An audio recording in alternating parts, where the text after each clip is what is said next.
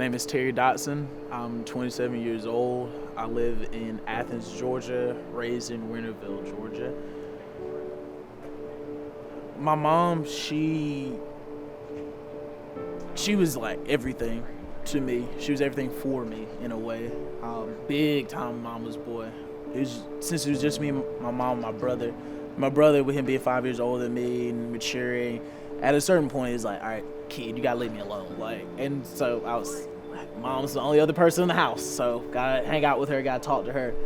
And as much as to a certain degree, sometimes I would not like doing that, I really appreciate those moments that we had because I learned a lot about her life and I learned a lot about her struggles, learned a lot about what she had to go through on a day-to-day basis from time to time. She'd just tell me about her day.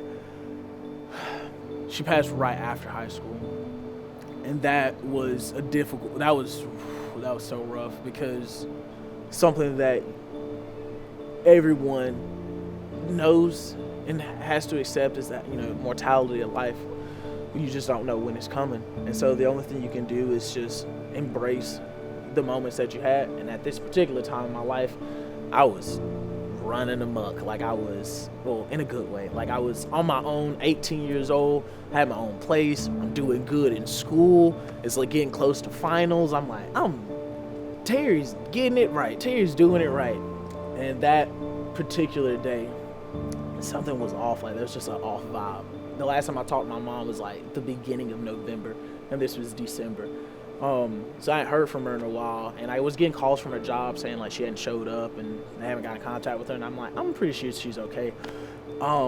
And the bus route that I take to go to school actually went by her apartment, and I never went by. I never stopped by to see what was up. And so that was where I held the majority of my guilt, because I was like, I could have went by. I rode by her house every day. I could have knocked on the door. I could have found out way sooner and not like this. And I tried to go into the next semester, but just with everything going on, because I was other than her being this sort of security blanket, it wasn't until she was truly gone that I realized that it was more of the comfort that I missed the most. I had friends and family that were there for me, but no one who really knew how hurt I was, truly. So I tried to do my best to manage my time of going back to school, and I started going to University of North Georgia. And so that made actually finding a place to live so difficult. And the student service center is, for me, my best experience that I had at UNG. The counselor, Barbara Arnold, on many occasions literally saved my life. She just trying to figure out things that can help me in my situation. She mentioned Lydia's place, and I was like, I'm willing to take on anything. I met up with April came in, and we all sat together, we all talked, and it was just a good connection. There was a good vibe there, and I trusted her pretty much after the first time of meeting her, because I was like, this is it. I was like, someone that's trying to help me find a place to live. This is dicey. Let's see what this actually has to offer. But she did. She was very on it. She had list of stuff that she wanted to recommend. She mentioned Habitat for Humanity for me as well. Provided bedding and furniture. But her connections helped me out a lot, because I am able to meet people that can help me transition into this point in my life. One of the people that she has introduced me to, and I'm starting to build a relationship with, is Cameron. Cameron is good energy. I like his energy. We're able to just kind of talk about things, and that is helping me because it gives me a little bit more structure on this chaos minefield that I'm trying to figure out what is called my life. I've had the privilege of having a mentor for I think almost 15 years. And it was kind of a slow growth with this guy where I really didn't trust.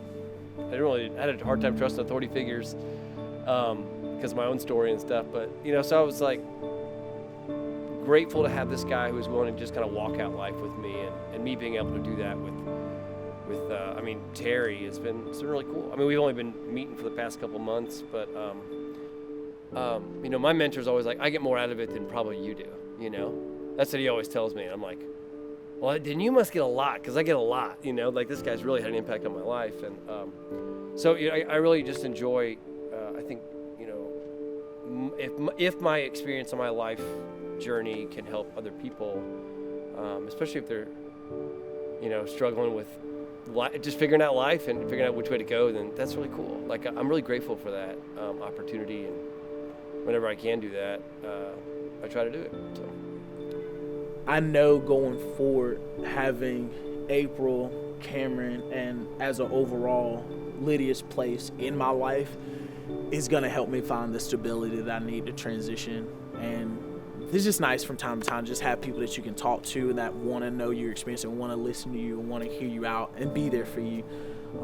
Because in times where you feel like you're just doing it on your own, family's not there for you, family's not supporting you the way you need support, or you're just pushing family away and you just feel this independence of like, I got to do it on my own.